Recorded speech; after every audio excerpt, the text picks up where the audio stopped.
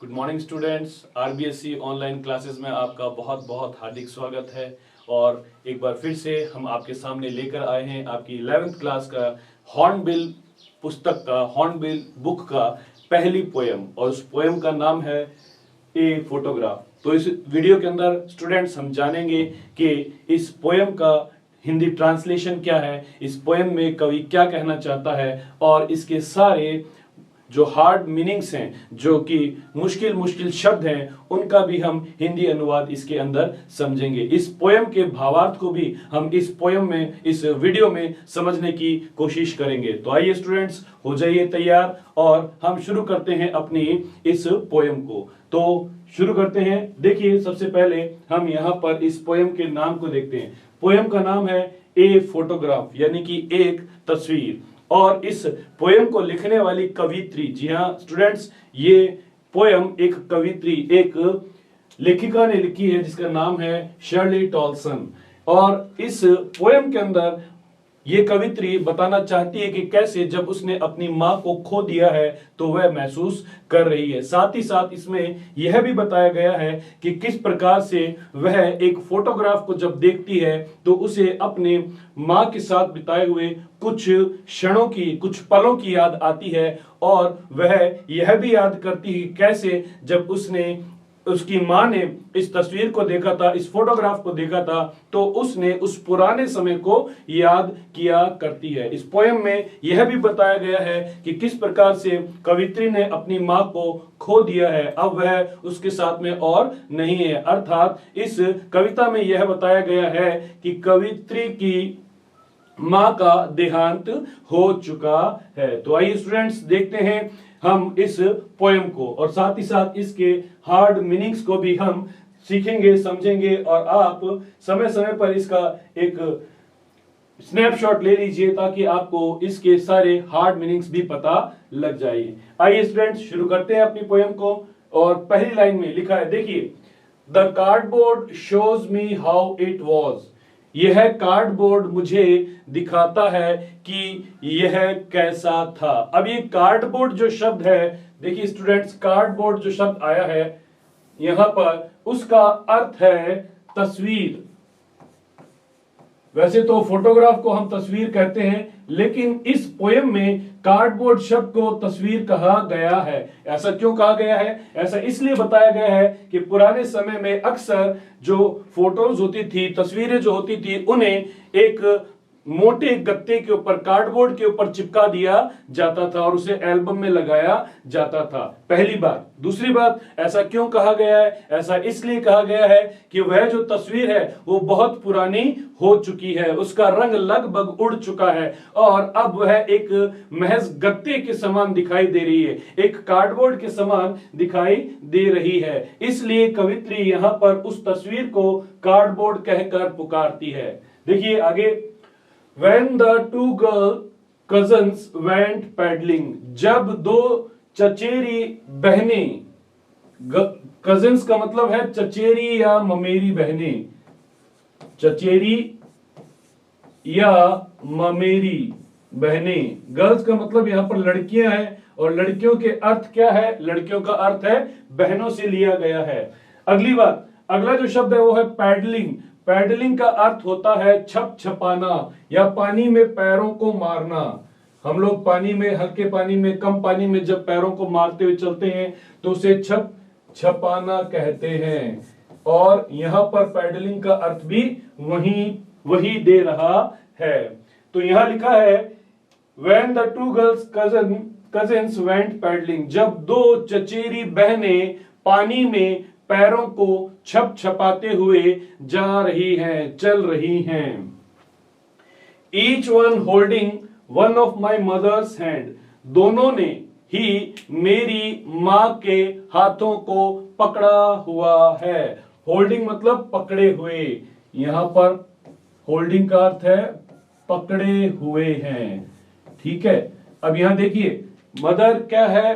दो लड़कियां हैं जो उसकी चचेरी बहनें हैं, और एक ने लेफ्ट हैंड पकड़ा है और एक ने राइट हैंड पकड़ा है। इस तस्वीर के अंदर कुल 3 लड़कियां दिखाई दे रही हैं, जिसमें 2 चचेरी बहनें हैं और उसकी माँ भी है, कवित्री की माँ भी है, और वो माँ के दोनों हाथों को पकड़े हुए हैं। आगे देखें, and she the big girl, और वह जो बड़ी लड़की है। यहां पर शी जो शब्द है वह किसके लिए आया है? यह कवित्री की मां के लिए आया है। वो उनमें क्या है? बड़ी है, यानी उन चचेरी या ममेरी बहनों में क्या है? सबसे बड़ी है। तो यहां पर कुल 3 लड़कियां हैं, 2 हैं छोटी लड़कियां और 1 है कवित्री की मां है। आगे देखिए, सम 12 years और सो, कुछ 12 साल या ऐसा ही। मतलब ये जो लड़की है, जो कवित्री की मां है, वह कितने साल की है? वह 12 वर्ष की है उस समय, यानी उसके बचपन की वह तस्वीर है। आगे बढ़ते हैं, लिखा है all 3 stood still to smile through their hair. वह तीनों स्थिर खड़ी हैं और अपने बालों में से मुस्कुराती हैं। बालों में से मुस्कुराती हैं अर्थात उनके चेहरे के ऊपर उनके बाल बिखरे हुए हैं, और बिखरे हुए बालों में से वो क्या कर रही हैं? स्माइल दे रही हैं, मुस्कुरा रही हैं। स्टूड मतलब होता है खड़े हैं, खड़े हुए, स्थिर खड़े हुए। और यहां पर वह क्या कर रही है? आगे स्माइल भी कर रही हैं, यानी कि मुस्कुरा रही हैं। मुस्कुराना, स्माइल का अर्थ है मुस्कुराना। देखिए आगे, थ्रो देयर हेयर, अपने बालों में से। बाल कैसे हो गए? मैंने अभी आपको बताया है बाल कैसे हैं। बाल उनके बिखरे हुए, हवा चल रही है और हवा के चलने से क्या हो गया है? वो बाल उनके चेहरे के ऊपर आ गए हैं, और चेहरे के ऊपर आ गए हैं, फिर भी वो क्या कर रही हैं? मुस्कुरा रही है। आगे देखिए, at the uncle with the camera, uncle की तरफ देखकर जिनके पास में क्या है? एक कैमरा है। तो यह पॉसिबल है, संभव है कि क्या है? अंकल ने वो तस्वीर खींची है और उस तस्वीर में क्या कर रही हैं? वह मुस्कुरा रही हैं, अंकल की तरफ देखती हैं, और वह तीनों लड़कियां क्या करती हैं? मुस्कुराती हैं। आगे देखिए क्या लिखा है, a sweet face my mother's, और मेरी मां का जो चेहरा है वो बहुत ही कैसा है? स्वीट है। अब आप कहेंगे स्वीट का मतलब मीठा। अरे चेहरा मीठा नहीं होता भैया, चेहरा कैसा होता है? सुंदर होता है। चेहरा कैसा होता है? सुंदर होता है। तो यहां पर स्वीट का अर्थ क्या है? सुंदर है, जो कि क्या है? मेरी मां का चेहरा है। कवित्री अपनी मां के बचपन की फोटो को जब वो 12 साल की थी तो वह बड़ा ही पसंद करती है, कहती है कि मेरी मां का चेहरा कैसा है? स्वीट है, सुंदर चेहरा है। आगे देखें, that was before I was born, और ये तब का है जब मैं पैदा भी नहीं हुई थी, यानी यूं कहें कि मेरे पैदा होने से पहले का है। बॉर्न का मतलब होता है पैदा होना, बॉर्न का अर्थ है पैदा होना या जन्म। यहां पर मैं लिख देता हूं आपके लिए, जन्म लिख देता हूं, जन्म। देखिए आगे, all the sea and the sea, और यह समुद्र। सी का मतलब क्या है? समुद्र। मैं यहां लिख रहा हूं आपके लिए, यहां पर समुद्र। Which appears to have changed less, जो कि अब कम बदला हुआ प्रतीत होता है। अपियर मतलब क्या होता है? प्रतीत होना, प्रतीत होना या लगना, प्रतीत होना या लगना। लेस चेंज, लेस मतलब है कम, लेस का अर्थ क्या है? कम, लेस का अर्थ है कम। और यहां लिखा है चेंज्ड, चेंज मतलब बदला हुआ, बदला हुआ। तो क्या कहता है कि और यह समुद्र जो है वह कम बदला हुआ प्रतीत होता है। समुद्र कैसा लगता है? कम बदला हुआ प्रतीत होता है। आगे क्या लिखा देखिए, वॉश देयर टेरिबली ट्रांसिस्ट फीट, और वह उनके क्षणिक पैरों को धोता है। किनके पैरों को धोता है? वो लड़कियां जो कि समुद्र में खड़ी हैं, समुद्र के किनारे खड़ी हैं। यानी कि जो फोटोग्राफ है वो कहां लिया गया है, वो समुद्र के किनारे लिया गया है। और इस फोटोग्राफ में दिखाई दे रहा है कि उनके जो पैर हैं उनके ऊपर समुद्र की लहरें क्या कर रही हैं, बार बार आ रही हैं, उनके पैरों पर बार बार लग रही हैं। और समुद्र की लहरों का पैरों पर लगना ऐसा लग रहा है जैसे कि उनके पैरों को यह समुद्र बार बार धो रहा है। तो यहां पर देखिए टेरिबली शब्द लिखा गया है। टेरिबली का मतलब होता है भयानक, भयानक। और ट्रांसिस का है क्षणिक, क्षणिक। यहां पर मैं लिख देता हूं आपके लिए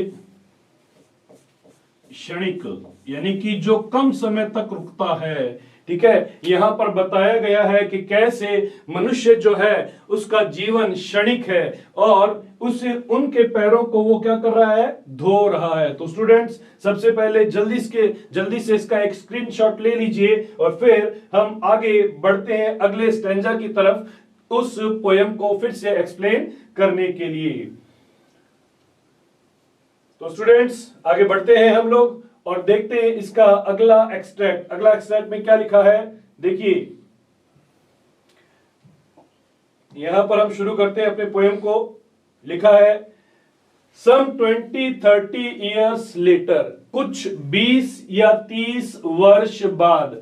अब ये 20 या 30 वर्ष कब हो गए हैं, जब वो हॉलीडे यानी कि वो जो समय बिताया गया था, वो जो फोटोग्राफ लिया गया था, वो उसके 20 या 30 वर्ष बाद की घटना यहां पर कवित्री फिर से बताती है, यहां पर फिर से मेंशन करती है। और वो बता रही है कि इस समय को, इस घटना को हुए लगभग 20 या 30 वर्ष हो चुके हैं। अब जो घटना घटित हो रही है यहां पर उसका वर्णन किया जा रहा है। वो कहती है She would laugh at the snapshot, वह इस स्नैपशॉट को देखकर हंसती थी। कौन, वह किसके लिए आया है, वह शब्द आया है पोएटेस यानी कि कवित्री की मां के लिए। जब उसने 20 या 30 वर्ष बाद उस फोटो को देखा तो उस फोटो को देखकर वो क्या कर रही है, हंस रही है।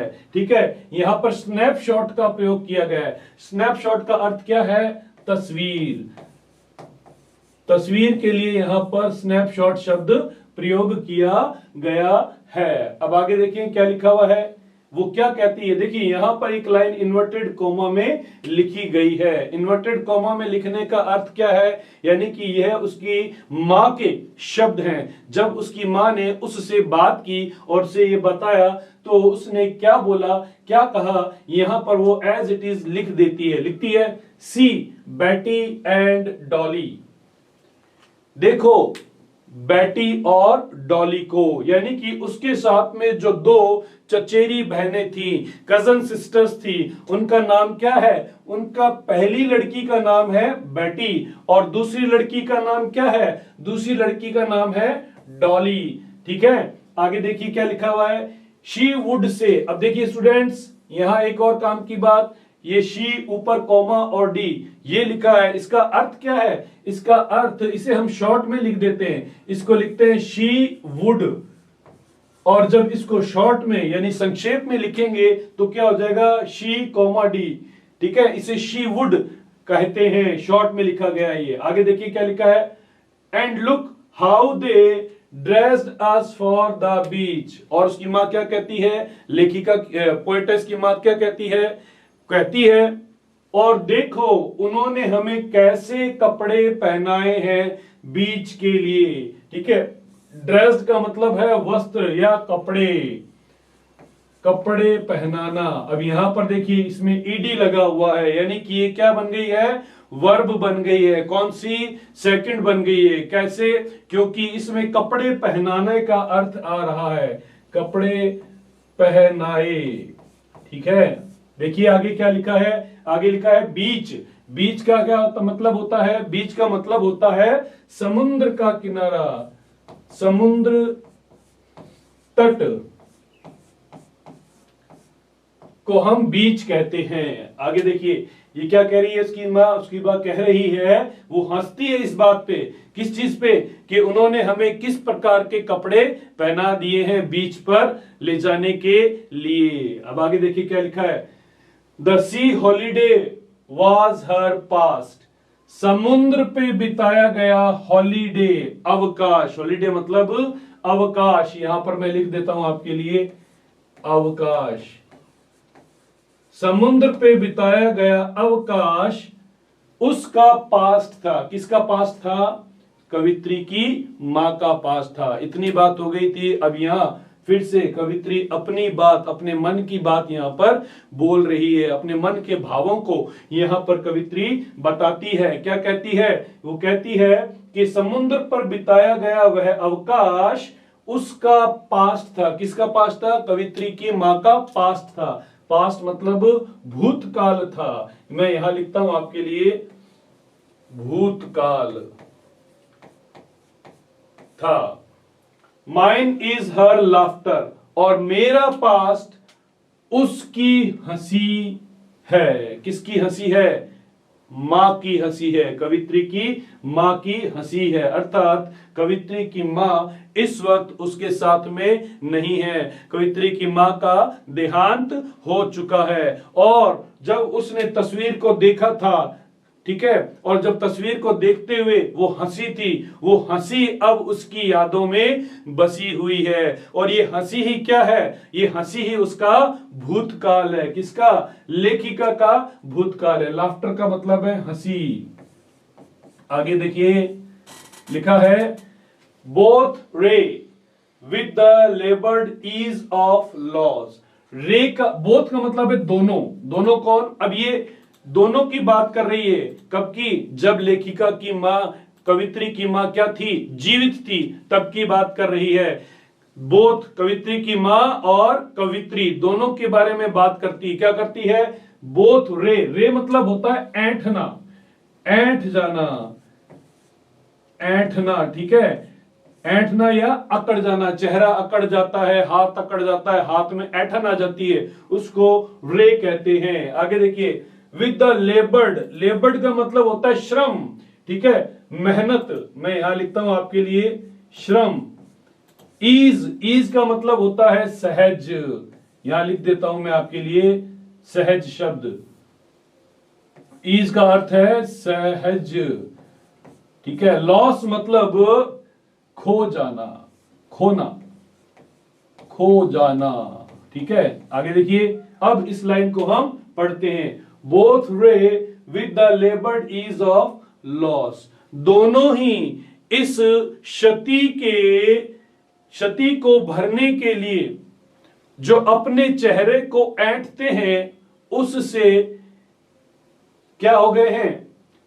सहजता से मुश्किल में। अर्थात यूं कहें कि अपने आप को सहज दिखाने के लिए क्या है?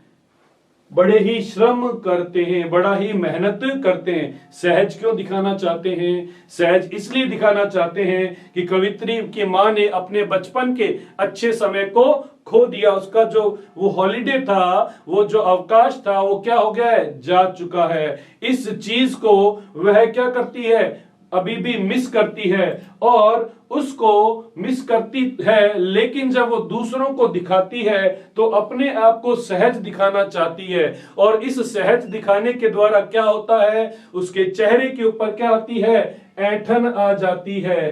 क्यों? क्योंकि उसने उस समय को, अपने बचपन को खो दिया है। दूसरी बात, लेखिका क्यों अपने चेहरे को ऐंठती है, सहज दिखाने का श्रम करती है? क्योंकि अब उसकी मां उसके पास में नहीं है, और जब उसकी मां उसके पास नहीं है तब वह किसी प्रकार से अपने आप को सहज दिखाना चाहती है, और सहज दिखाने के लिए श्रम करती है। और जब श्रम करती है तो क्या होता है? उसके चेहरे पर ऐंठन आ जाती है।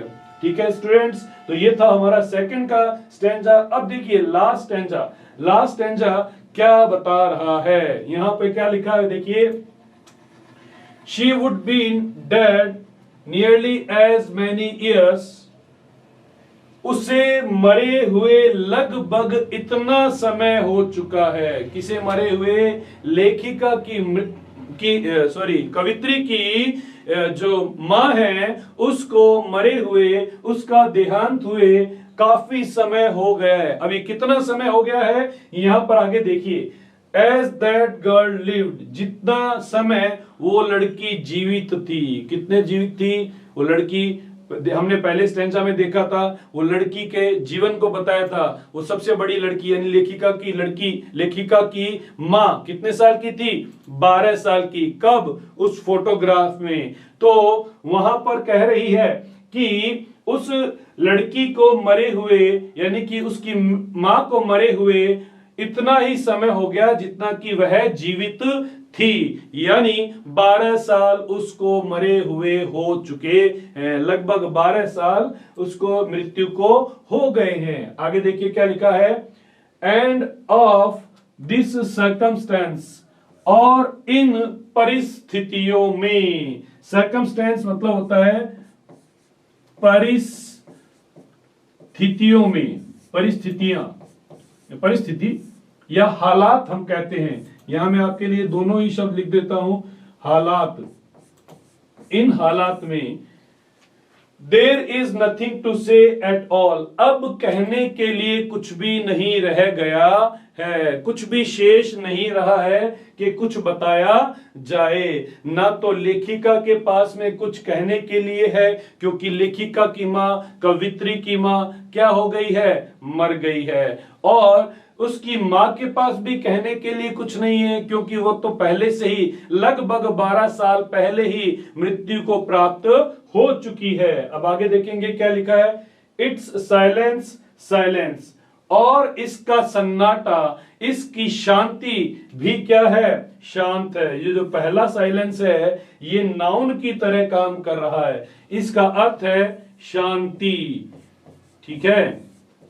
और इसका अगला जो है इसका अर्थ भी है शांति, लेकिन ये किसकी तरह काम कर रहा है? वर्ब की तरह, कि सब कुछ क्या है? शांत है। इसका अर्थ हो जाएगा शांत है, यानी कि अब क्या हो गया है उसको, यानी कि कवित्री की मां के खो देने के द्वारा कवित्री के जीवन में जो है वो सब कुछ क्या है? शांत हो गया है। वो जो शांति भी है वो कैसी है? शांत हो चुकी है। तो देखा स्टूडेंट्स, इस पोयम को हमने यहाँ पर इसके ट्रांसलेशन के सहित समझा है, और साथ में हमने सभी प्रकार के हार्ड वर्ड्स को भी साथ ही साथ में लिखा है। आप इसका स्क्रीनशॉट ले सकते हैं, और स्क्रीनशॉट लेने के बाद में इसको आप अच्छे से स्टडी करके इसे तैयार कर सकते हैं। तो स्टूडेंट्स, आज की वीडियो में बस इतना ही। नेक्स्ट वीडियो में हम इसके क्वेश्चन आंसर्स को और साथ ही साथ बीच में दिए गए एक्सट्रैक्ट के क्वेश्चन आंसर्स को भी सॉल्व करेंगे। तो स्टूडेंट्स, हो जाइए तैयार नेक्स्ट वीडियो के लिए, जिसके अंदर हम लोग इन सारे क्वेश्चन आंसर्स का ट्रांसलेशन और आंसर्स लेकर आएंगे और आपके साथ में शेयर करेंगे। आज की वीडियो में बस इतना ही। Thank you very much.